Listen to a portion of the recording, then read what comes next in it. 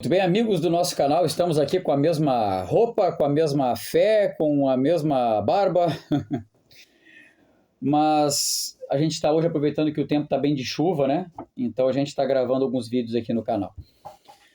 Eu estava vendo a diferença, a diferença entre o sobrevivencialismo BR e o sobrevivencialismo Estados Unidos, né? Que são duas formas diferentes de sobrevivencialismo. Um tem maior liberdade, né, em construir armamentos, né, em construir, em obter, né, as suas próprias ferramentas de defesa. Na minha época de exército, eu conheci um cara aqui em Pelotas, que ele tinha servido na SWAT, ele tinha feito lá, ele foi da SWAT por muito tempo, e aí ele montou a empresa de vigilância dele aqui, no Rio Grande do Sul, e ele conseguia fazer a sua própria munição. Isso é um diferencial. Por que ele tinha isso? Porque ele tinha uma liberação da SWAT para poder fazer a própria munição dele. Isso era algo raro na época, isso 2003. E o que acontece é que a diferença entre o sobrevivencialismo americano e o nosso, eles têm as leis que não atrapalham eles em adquirir ferramentas de defesa, armas de fogo, por exemplo. Eles não têm lei anti-prepper, né? Eles conseguem fazer muito estoque de alimento. É uma cultura muito explorada, né? Muito bem explorada sobre essa questão de preparação. Isso já começou na década de, se eu não me engano, entre os anos 20 e os anos 40, ali por conta da bomba atômica. Já se fazia ali nas escolas uma programação para os alunos, né, irem para certos lugares, manterem certas posturas. Se vissem um clarão no céu, se vissem algum tipo de movimentação esquisita, eles poderiam se esconder em algum lugar. Já tinham os bunkers prontos para isso na época. Então, eles já têm essa cultura em si. No Brasil, nós temos uma cultura completamente diferente. O nosso povo, ele não tem essa cultura de preparação.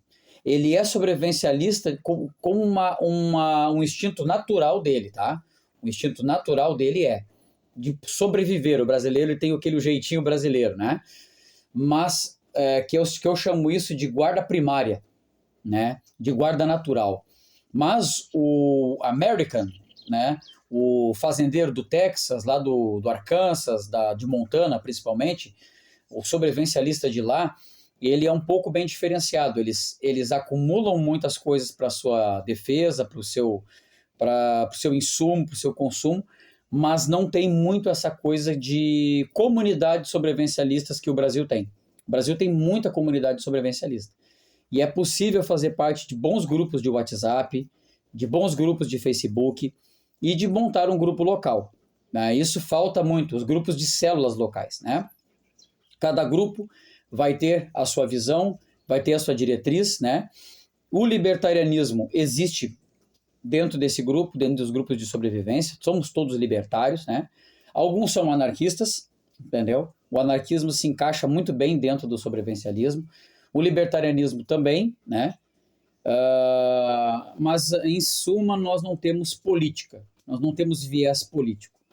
Eu acredito que o sobrevivencialista em si mais ele é um conservador, libertário, meio que anarquista. Ele carrega esses viés, porque ele vai trabalhar numa questão de sobreviver da melhor forma possível, tá? Então, só que existe um outro nível de sobrevivência, um outro viés que eu quero discutir com vocês nos próximos vídeos aqui, que é a maneira gaúcha de sobrevivencialismo. Como que um gaúcho ele seria um sobrevivencialista? Um gaúcho, um cara que pratica mesmo as coisas da tradição gaúcha, não simplesmente um cara que vai a um CTG ou que tem uma pilcha, não, mas das tradições que vão além do estereótipo do gaúcho. Porque nos Estados Unidos nós temos o cowboy, nós temos o vaqueiro, e lá nos Estados Unidos, uma das coisas que tem muito, e eu quero corrigir um erro meu que eu cometi no outro vídeo, que eu disse que as testemunhas de Jeová, elas não sabem sobre sobrevivencialismo. Eles sabem sim, tá? Porque na história americana, tanto as testemunhas de Jeová como os Mormons e os Amish, tá? Eles sabem muito bem sobre sobrevivencialismo.